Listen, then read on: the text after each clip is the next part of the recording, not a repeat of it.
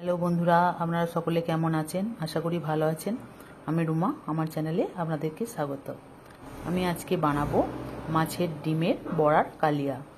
এই রান্নাটি খুব সহজ এবং খুব কমন রান্না, এটা সকলেই রান্না করে থাকেন। চলো তবে দেখে নেওয়া যাক আমি কেমন করে এই রান্নাটি করি। এই রান্নাটা করার জন্য আমি এখানে 150 গ্রাম মাছের ডিম নিয়েছি, ভালো করে জল ঝরিয়ে নিয়েছি। এতে আমি 1 চামচ মতো আদা রসুনের পেস্ট দিলাম, 1 মুঠো পেঁয়াজ দিলাম, 1 চামচ নুন দিয়ে দিলাম, 1 চামচ লঙ্কার গুঁড়ো দিলাম, বাইন্ডিং এর জন্য 2 চামচ মতো বেসন দেব।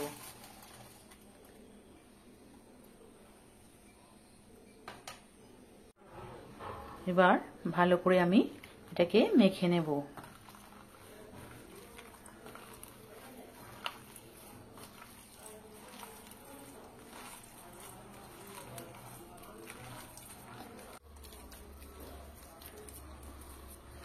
ভালো করে আমার মাখা হয়ে গেছে।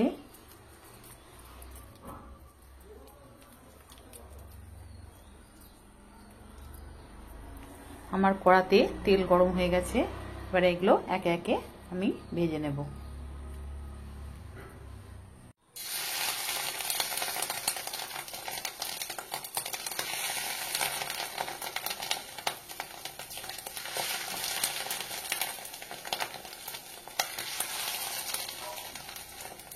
বড়াগুলো খুব তাড়াতাড়ি ভাজা হয়ে যায়। বড়াগুলো আমার ভাজা হয়ে গেছে, এবার আমি একে একে তুলে নেব।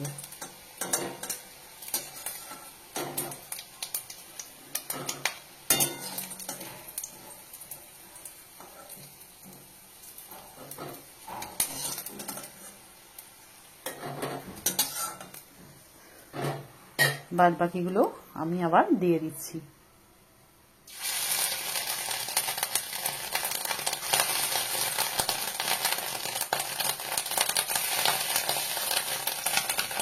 বড়াগুলো যতক্ষণ ভাজা হচ্ছে ততক্ষণে আমি একটা মশলা তৈরি করে নিচ্ছি।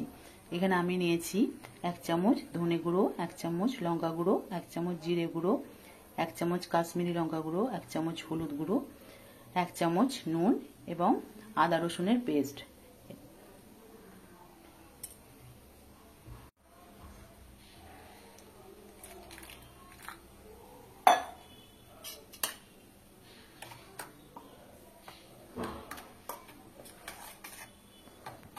সব মশলাগুলো একসাথে মিশিয়ে নিচ্ছি। পরবর্তী রান্নাতে এটা আমার প্রয়োজন হবে। আবার আমি তেল দিয়ে দিচ্ছি। শুকনো লঙ্কা, তেজপাতা, লবঙ্গ, এলাচ, দারুচিনি এগুলো আমি ফোড়ন দিয়ে দিলাম এবং 1 চামচ মতো জিরে দিয়ে ভালো করে ফোড়নটাকে নেড়ে চেড়ে নেব।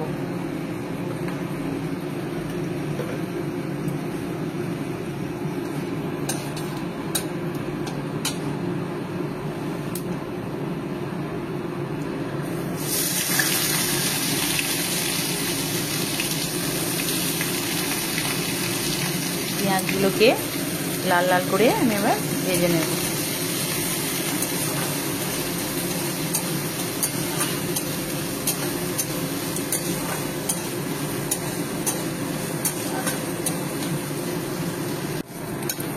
পেঁয়াজগুলো আমার বাদামি হয়ে এসছে। এবার যে মশলাটা তৈরি করা ছিল সেই পেস্টটাই আমি ঢেলে দিলাম।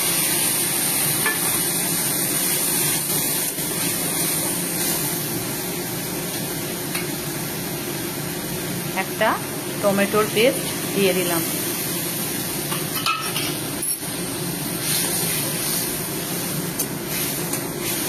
এর জন্য 1 চামচ চিনি দিয়ে দিলাম। ভালো করে কষানো হয়ে গেছে।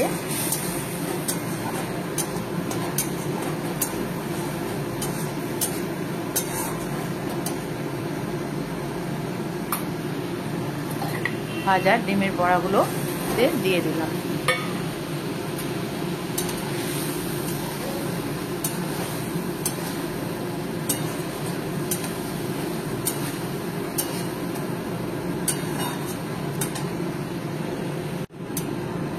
সামান্য জল আমি দিয়ে দিয়েছি।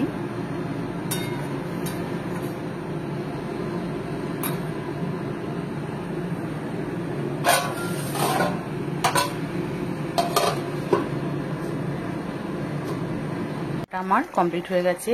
উপর থেকে একটু গরম মশলা ছড়িয়ে দিলাম। ভিডিওটি যদি আপনাদের ভালো লাগে তাহলে লাইক করবেন, শেয়ার করবেন। যারা আগে থেকে সাবস্ক্রাইব করেছেন তাদেরকে অসংখ্য ধন্যবাদ। যারা এখনো করেননি তারা অবশ্যই করে দেবেন।